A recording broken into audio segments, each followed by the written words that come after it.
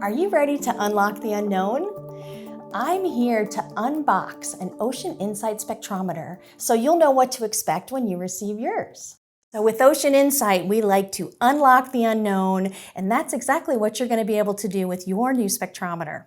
One of the most important things to look at is this device setup and registration. This information is going to help you get started with your spectrometer, including giving you an idea of where to download your software from and how to get your device registered and protected for long-term care. The very first step you'll need to take is making sure that you install the software before you connect the spectrometer to your computer. This is a very important step to make sure that you have all the drivers installed on your computer before you connect your spectrometer to it. On the other side, we give you some information on how you can protect your new spectrometer, in addition to accessories and where to find your global sales and support. Inside of the box, you're going to find the paperwork, and this paperwork is going to give you information on your serial number for your spectrometer, as well as your wavelength calibration information. You'll use this information if you need support or to register your spectrometer on our website.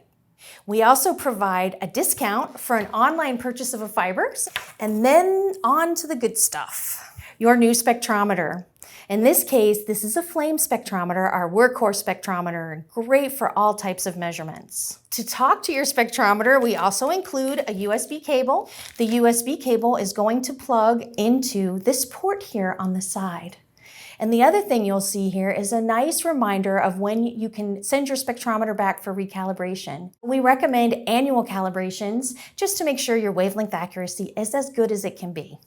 Once you've installed your software and connected your spectrometer to the computer, the next step will be to get light into your spectrometer. And to do that, you're going to connect your fiber to the SMA connector on the front of your spectrometer.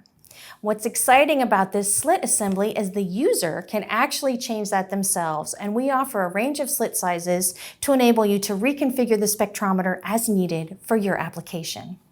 So if you don't remember anything else from this getting started video, it's absolutely critical that your first step, once you've opened up and inspected your package, is to make sure that you install the software before plugging the spectrometer into the computer.